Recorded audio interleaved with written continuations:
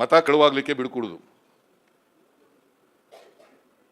ಸಂವಿಧಾನ ದುರ್ಬಲ ಆಗಲಿಕ್ಕೆ ಬಿಡಬಾರದು, ಪ್ರಜಾಪ್ರಭುತ್ವ ದುರ್ಬಲ ಆಗಲಿಕ್ಕೆ ಬಿಡ್ಕೊಡುದು. ಈ ಎಚ್ಚರಿಕೆಯಿಂದ ಇದ್ದರೆ ನಾವು ನಮ್ಮ ಹಕ್ಕುಗಳನ್ನು ಚಲಾಯಿಸಲಿಕ್ಕೆ ಸಾಧ್ಯ ಆಗ್ತದೆ. ಇಲ್ಲದೆ ಹೋದರೆ ದುರ್ಬಲರು ಎಂದೆಂದೂ ಕೂಡ ಹಕ್ಕುಗಳನ್ನು ಚಲಾಯಿಸಲಿಕ್ಕೆ ಸಾಧ್ಯ ಆಗಲ್ಲ. ಅದಕ್ಕೆ ಬಾಬಾ ಸಾಹೇಬ್ ಅಂಬೇಡ್ಕರ್ ಅವರು ಏನು ಹೇಳಿದ್ದಾರೆ ಅಂತಂದರೆ, ಸಾಮಾಜಿಕ ಪ್ರಜಾಪ್ರಭುತ್ವ ಇದೆಯಲ್ಲ, ಆರ್ಥಿಕ ಪ್ರಜಾಪ್ರಭುತ್ವ ಇಲ್ಲದೇ ಸಾಮಾಜಿಕ ಪ್ರಜಾಪ್ರಭುತ್ವ ಇರಲಿಕ್ಕೆ ಸಾಧ್ಯ ಇಲ್ಲ. ಈ ರಾಜಕೀಯ ಪ್ರಜಾಪ್ರಭುತ್ವ ಇರಲಿಕ್ಕೆ ಸಾಧ್ಯ ಇಲ್ಲ. ಅದರಿಂದ ಸಾಮಾಜಿಕ ಆರ್ಥಿಕ ಪ್ರಜಾಪ್ರಭುತ್ವ ಸಿಕ್ಕಿದಾಗಲೇ ನಾವು ಸಾಮಾಜಿಕ ಎಂಥದ್ದು ರಾಜಕೀಯ ಪ್ರಜಾಪ್ರಭುತ್ವಕ್ಕೆ ಅರ್ಥ ಬರ್ತದೆ ಅಂತಕ್ಕಂಥ ಮಾತುಗಳನ್ನು ಹೇಳಿದ್ದಾರೆ. ಅವರು ಮಾತು ಹೇಳಿದ್ದಾರೆ, ಈ ಪ್ರಜಾಪ್ರಭುತ್ವ ಉಳಿಬೇಕಾದ್ರೆ ಪ್ರತಿಯೊಬ್ಬರಿಗೂ ಕೂಡ ಆರ್ಥಿಕ ಸಾಮಾಜಿಕ ಪ್ರಜಾಪ್ರಭುತ್ವ ಸಿಕ್ಕಿದಾಗ ಮಾತ್ರ ಪ್ರಜಾಪ್ರಭುತ್ವ ಉಳ್ಕೊಳ್ಳಿಕ್ಕೆ, ಇಲ್ಲದೆ ಹೋದರೆ ಈ ಪ್ರಜಾಪ್ರಭುತ್ವ ಸೌಧನೇ ಧ್ವಂಸ ಮಾಡ್ತಾರೆ ಅಂತಕ್ಕಂಥ ಎಚ್ಚರಿಕೆ ಮಾತುಗಳನ್ನು. ಅದರಿಂದ ನಾವು ಸಂವಿಧಾನ ಅರ್ಥ ಮಾಡ್ಕೊಳ್ಳೋಣ, ಪ್ರಜಾಪ್ರಭುತ್ವ ಅರ್ಥ ಮಾಡ್ಕೊಳ್ಳೋಣ, ನಮ್ಮ ಹಕ್ಕುಗಳನ್ನು ಅರ್ಥ ಮಾಡ್ಕೊಳ್ಳೋಣ, ನಮ್ಮ ಜವಾಬ್ದಾರಿನೂ ಕೂಡ ಅರ್ಥ ಮಾಡ್ಕೊಳ್ಳೋಣ. ಇದನ್ನು ನಾವು ಈ ದಾರಿನಲ್ಲಿ ನಡೆದರೆ ಬಹುಶಃ ಯಾರು ಕೂಡ ಸಂವಿಧಾನವನ್ನು ಬದಲಾವಣೆ ಮಾಡಲಿಕ್ಕಾಗಲಿ, ಪ್ರಜಾಪ್ರಭುತ್ವವನ್ನು ದುರ್ಬಲಗೊಳಿಸಲಿಕ್ಕಾಗಲಿ, ಸಮಾನತೆಯನ್ನು ತಪ್ಪಿಸ್ಲಿಕ್ಕಾಗಲಿ ಸಾಧ್ಯ ಆಗಲ್ಲ ಅಂತ ಮಾತುಗಳನ್ನು ಹೇಳಲಿಕ್ಕೆ. ಅದಕ್ಕೆ ನಮ್ಮ ಸರ್ಕಾರ ಅಸಮಾನತೆಯನ್ನು ಕಡಿಮೆ ಮಾಡಬೇಕು ಅನ್ನೋ ಕಾರಣಕ್ಕೋಸ್ಕರ, ಅಸಮಾನತೆಯನ್ನು ಕಡಿಮೆ ಮಾಡಬೇಕು ಅಂತ ಅನ್ನೋಕ್ಕೋಸ್ಕರ ಅನೇಕ ಕಾರ್ಯಕ್ರಮಗಳನ್ನು ಮಾಡಿದ್ದೀವಿ. ನಾವು ಹಿಂದೆ 2013ರಿಂದ 2018ರವರೆಗಿರುವಾಗ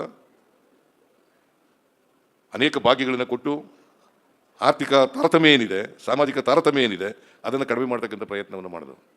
ಈಗ 5 ಗ್ಯಾರಂಟಿ ಯೋಜನೆಗಳನ್ನು ಕೊಟ್ಟು ಅಸಮಾನತೆಯನ್ನು ಕಡಿಮೆ ಮಾಡಲಿಕ್ಕೆ ಪ್ರಯತ್ನವನ್ನು ಮಾಡ್ತಾ ಇದ್ದೀವಿ. ಸುಮಾರು ಇವತ್ತಿನವರೆಗೆ ಗ್ಯಾರಂಟಿ ಯೋಜನೆಗಳಿಗೆ ಸುಮಾರು 98,930 ಕೋಟಿ ರೂಪಾಯಿಗಳನ್ನು ಖರ್ಚು ಮಾಡಿದ್ದೀವಿ. ಹತ್ತತ್ರ 1 ಲಕ್ಷ ಕೋಟಿ ಖರ್ಚು ಮಾಡಿದ್ದೀವಿ. ಕಾರಣ ಯಾಕಪ್ಪ ಅಂತಂದರೆ ಅಸಮಾನತೆಯನ್ನು ತೊಲಗಿಸ್ಬೇಕು ಅನ್ನೋ ಕಾರಣಕ್ಕೋಸ್ಕರ, ಸಮಾನತೆಯನ್ನು ತರಬೇಕು ಅನ್ನೋ ಕಾರಣಕ್ಕೋಸ್ಕರ. ಆರ್ಥಿಕ ಸಾಮಾಜಿಕ ಸ್ವಾತಂತ್ರ್ಯ ಬರದೇನೆ ಜಾತಿ ಹೋಗಲ್ಲ.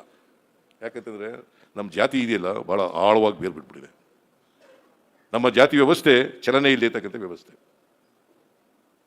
ಚಲನೆ ಸಿಕ್ಕಬೇಕಾದ್ರೆ ಸಾಮಾಜಿಕ ಆರ್ಥಿಕ ಶಕ್ತಿ ಬಂದಾಗ ಮಾತ್ರ ಚಲನೆ ಸಿಕ್ಕಲಿಕ್ಕೆ ಸಾಧ್ಯ ಆಗ್ತದೆ.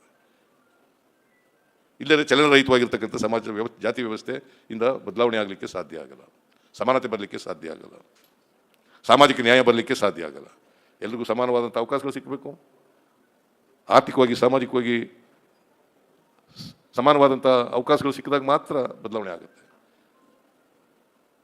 ಇದು ಕಾರಣ ಯಾಕೆ, ಈ ಅಸಮಾನತೆ ಯಾಕೆ ಕಾರಣ ಆಗಿದೆ ಅಂತಂದರೆ, ಸಾವಿರಾರು ವರ್ಷಗಳ ಕಾಲ ಶೂದ್ರವರ್ಗ ಮತ್ತು ಮಹಿಳೆಯರು ಅಕ್ಷರ ಸಂಸ್ಕೃತಿಯಿಂದ ವಂಚಿತರಾಗಿದ್ದರು. 100 ವರ್ಷಗಳ ಕಾಲ ಅಕ್ಷರ ಸಂಸ್ಕೃತಿಯಿಂದ ವಂಚಿತರಾಗಿದ್ದರು, ಅವಕಾಶಗಳಿಂದ ವಂಚಿತರಾಗಿದ್ದರು. ಈ ಕಾರಣದಿಂದ ಅಸಮಾನತೆ ನಿರ್ಮಾಣ ಆಗಿದೆ ನಮ್ಮ ಸಮಾಜದಲ್ಲಿ. ಈ ಅಸಮಾನತೆಯನ್ನು ಹೋಗಲಾಡಿಸದೆ ಹೋದರೆ ಪ್ರಜಾಪ್ರಭುತ್ವ ಯಶಸ್ವಿ ಆಗಲ್ಲ, ಸಂವಿಧಾನ ಯಶಸ್ವಿ ಆಗಲ್ಲ, ಸಾಮಾಜಿಕ ನ್ಯಾಯ ಎಲ್ರಿಗೂ ಸಿಕ್ಕಲ್ಲ, ಸಮಾನತೆ ಬರಲ್ಲ. ಅದಕ್ಕೆ ಬಾಬಾ ಸಾಹೇಬ್ ಅಂಬೇಡ್ಕರ್ ಅವರು ಹೇಳಿರ್ತಕ್ಕಂಥ ಭಾಳ ಮುಖ್ಯವಾದಂಥ ವಿಚಾರ ನಾವೆಲ್ಲರೂ ಕೂಡ ಅರ್ಥ ಮಾಡ್ಕೋಬೇಕು. ಸಹಿಷ್ಣುತೆ ಸಹಬಾಳ್ವೆ, ಸಹಿಷ್ಣುತೆ ಸಹಬಾಳ್ವೆ. ಇದು ಗೊತ್ತಿದ್ದು ಕೆಲವರು ದಾರಿ ತಪ್ಪಿಸ್ತಕ್ಕಂಥ ಕೆಲಸ ಮಾಡ್ತಾರೆ. ಇದ್ರ ಬಗ್ಗೆ ಎಚ್ಚರಿಕೆಯಿಂದ ಇರೋಣ. ಬಹುಶಃ ಮಾದೇವಪ್ಪನವರು, DK ಶಿವಕುಮಾರ್ ಅವರು, ಮುನಿಯಪ್ಪನವರು ಎಲ್ಲರೂ ಕೂಡ ಮಾತನಾಡಿದ್ದಾರೆ. ನಾನು ಹೆಚ್ಚು ಮಾತಾಡೋಕ್ಕೆ ಹೋಗಲ್ಲ. ಇಷ್ಟು ಹೇಳ್ತೀನಿ, ಕೊನೆಯಲ್ಲಿ ನಮ್ಮ ಸಂವಿಧಾನವನ್ನು ಉಳಿಸ್ತಕ್ಕಂಥ ಕೆಲಸ ನಾವೆಲ್ಲರೂ ಕೂಡ ಮಾಡಬೇಕು. ಬಾಬಾ ಸಾಹೇಬ್ ಅಂಬೇಡ್ಕರ್ ಪ್ರಜಾಪ್ರಭುತ್ವ ವ್ಯವಸ್ಥೆಯನ್ನು, ರಾಜಕೀಯ ವ್ಯವಸ್ಥೆಯನ್ನು ಉಳಿಸ್ಕೊಳ್ತಕ್ಕಂಥ ಕೆಲಸವನ್ನು ಮಾಡಬೇಕು.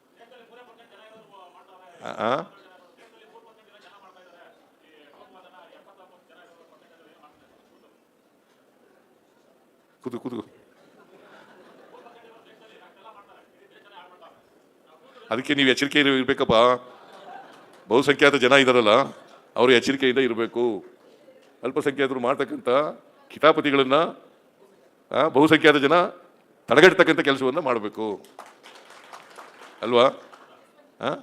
ಅದು ಮಾಡೋಕ್ಕೆ ಏನು ಕಷ್ಟನಾ? ಅದಕ್ಕೆ ಈಗ ಈ ದಾರಿ ಹಿಡಿದ್ಬಿಟ್ಟಿದ್ದಾರೆ, ಮತಗಳ್ಳತನ ದಾರಿ ಹಿಡಿದ್ಬಿಟ್ಟಿದ್ದಾರೆ. ಅದಕ್ಕಾದ್ರೆ ಉಳ್ಕೋಬೇಕಲ್ಲ. ಅದಕ್ಕೆ ಈ ಇದಿದೆಯಲ್ಲ, ನನ್ನ ಮತ ನನ್ನ ಹಕ್ಕು, ನನ್ನ ಮತ ನನ್ನ ಹಕ್ಕು, ದಯವಿಟ್ಟು ಅದು ದುರುಪಯೋಗ ಆಗಬಾರ್ದು. ದುರುಪಯೋಗ ಆಗಬಾರ್ದು. ಆ ಕೆಲಸ ನಾವು ನೀವೆಲ್ಲ ಮಾಡಿದ್ರೆ ಪ್ರಜಾಪ್ರಭುತ್ವ ಉಳಿಲಿಕ್ಕೆ ಇನ್ನೂ ಗಟ್ಟಿಯಾಗಲಿಕ್ಕೆ ಸಾಧ್ಯ ಆಗ್ತದೆ. ಆ ಕೆಲಸ ನಾವು ಮಾಡೋಣ ಅಂತ ಹೇಳ್ತಕ್ಕಂಥ ಮಾತುಗಳನ್ನು ಹೇಳಿ ಇವತ್ತು ಅಂತಾರಾಷ್ಟ್ರೀಯ ಪ್ರಜಾಪ್ರಭುತ್ವ ದಿನ ಆಚರಣೆ ಮಾಡ್ತಾ ಇದ್ದೀವಿ. ಇವತ್ತು ನಾವೆಲ್ಲರೂ ಕೂಡ ಪ್ರಮಾಣ ಮಾಡಿ ಪ್ರಜಾಪ್ರಭುತ್ವ ಉಳಿಸ್ತೀವಿ, ಸಂವಿಧಾನ ಉಳಿಸ್ತೀವಿ, ನಮ್ಮ ಹಕ್ಕುಗಳನ್ನು ರಕ್ಷಣೆ ಮಾಡ್ತೀವಿ, ನಾವು ಯಾವ ಕಾರಣಕ್ಕೂ ಕೂಡ ದಾರಿ ತಪ್ಪಲ್ಲ ಅಂತಕ್ಕಂಥ ಪ್ರತಿಷ್ಠೆ ಮಾಡಿದ್ದೀವಿ. ಕಾರಣ ಯಾಕಪ್ಪ ಅಂತಂದರೆ ಅಸಮಾನತೆಯನ್ನು ತೊಲಗಿಸ್ಬೇಕು ಅನ್ನೋ ಕಾರಣಕ್ಕೋಸ್ಕರ, ಸಮಾನತೆಯನ್ನು ತರಬೇಕು ಅನ್ನೋ ಕಾರಣಕ್ಕೋಸ್ಕರ. ಆರ್ಥಿಕ ಸಾಮಾಜಿಕ ಸ್ವಾತಂತ್ರ್ಯ ಬರದೇನೆ ಜಾತಿ ಹೋಗಲ್ಲ. ಯಾಕಂತಂದರೆ ನಮ್ಮ ಜಾತಿ ಇದೆಯಲ್ಲ ಭಾಳ ಆಳವಾಗಿ ಬೇರು ಬಿಟ್ಬಿಟ್ಟಿದೆ. ನಮ್ಮ ಜಾತಿ ವ್ಯವಸ್ಥೆ ಚಲನೆ ಇಲ್ಲದೆ ಇರ್ತಕ್ಕಂಥ ವ್ಯವಸ್ಥೆ. ಚಲನೆ ಸಿಕ್ಕಬೇಕಾದ್ರೆ ಸಾಮಾಜಿಕ ಆರ್ಥಿಕ ಶಕ್ತಿ ಬಂದಾಗ ಮಾತ್ರ ಚಲನೆ ಸಿಕ್ಕಲಿಕ್ಕೆ ಸಾಧ್ಯ ಆಗ್ತದೆ. ಇಲ್ಲದೆ ಚಲನರಹಿತವಾಗಿರ್ತಕ್ಕಂಥ ಸಮಾಜ ಜಾತಿ ವ್ಯವಸ್ಥೆಯಿಂದ ಬದಲಾವಣೆ ಆಗಲಿಕ್ಕೆ ಸಾಧ್ಯ ಆಗಲ್ಲ, ಸಮಾನತೆ ಬರಲಿಕ್ಕೆ ಸಾಧ್ಯ ಆಗಲ್ಲ, ಸಾಮಾಜಿಕ ನ್ಯಾಯ ಬರಲಿಕ್ಕೆ ಸಾಧ್ಯ ಆಗಲ್ಲ. ಎಲ್ರಿಗೂ ಸಮಾನವಾದಂಥ ಅವಕಾಶಗಳು ಸಿಕ್ಕಬೇಕು, ಆರ್ಥಿಕವಾಗಿ ಸಾಮಾಜಿಕವಾಗಿ ಸಮಾನವಾದಂಥ ಅವಕಾಶಗಳು ಸಿಕ್ಕಿದಾಗ ಮಾತ್ರ ಬದಲಾವಣೆ ಆಗುತ್ತೆ. ಇದು ಕಾರಣ ಯಾಕೆ, ಈ ಅಸಮಾನತೆ ಯಾಕೆ ಕಾರಣ ಆಗಿದೆ ಅಂತಂದರೆ ಸಾವಿರಾರು ವರ್ಷಗಳ ಕಾಲ ಶೂದ್ರವರ್ಗ ಮತ್ತು ಮಹಿಳೆಯರು ಅಕ್ಷರ ಸಂಸ್ಕೃತಿಯಿಂದ ವಂಚಿತರಾಗಿದ್ದರು. ನೂರಾರು ವರ್ಷಗಳ ಕಾಲ ಅಕ್ಷರ ಸಂಸ್ಕೃತಿಯಿಂದ ವಂಚಿತರಾಗಿದ್ದರು, ಅವಕಾಶಗಳಿಂದ ವಂಚಿತರಾಗಿದ್ದರು. ಈ ಕಾರಣದಿಂದ ಅಸಮಾನತೆ ನಿರ್ಮಾಣ ಆಗಿದೆ ನಮ್ಮ ಸಮಾಜದಲ್ಲಿ. ಈ ಅಸಮಾನತೆಯನ್ನು ಹೋಗಲಾಡಿಸದೆ ಹೋದರೆ ಪ್ರಜಾಪ್ರಭುತ್ವ ಯಶಸ್ವಿ ಆಗಲ್ಲ, ಸಂವಿಧಾನ ಯಶಸ್ವಿ ಆಗಲ್ಲ, ಸಾಮಾಜಿಕ ನ್ಯಾಯ ಎಲ್ರಿಗೂ ಸಿಕ್ಕಲ್ಲ, ಸಮಾನತೆ ಬರಲ್ಲ. ಅದಕ್ಕೆ ಬಾಬಾ ಸಾಹೇಬ್ ಅಂಬೇಡ್ಕರ್ ಅವರು ಹೇಳಿರ್ತಕ್ಕಂಥ ಭಾಳ ಮುಖ್ಯವಾದಂಥ ವಿಚಾರ ನಾವೆಲ್ಲರೂ ಕೂಡ ಅರ್ಥ ಮಾಡ್ಕೋಬೇಕು. ಸಹಿಷ್ಣುತೆ ಸಹಬಾಳ್ವೆ, ಸಹಿಷ್ಣುತೆ ಸಹಬಾಳ್ವೆ. ಇದು ಗೊತ್ತಿದ್ದು ಕೆಲವರು ದಾರಿ ತಪ್ಪಿಸ್ತಕ್ಕಂಥ ಕೆಲಸ ಮಾಡ್ತಾರೆ. ಇದ್ರ ಬಗ್ಗೆ ಎಚ್ಚರಿಕೆಯಿಂದ ಇರೋಣ.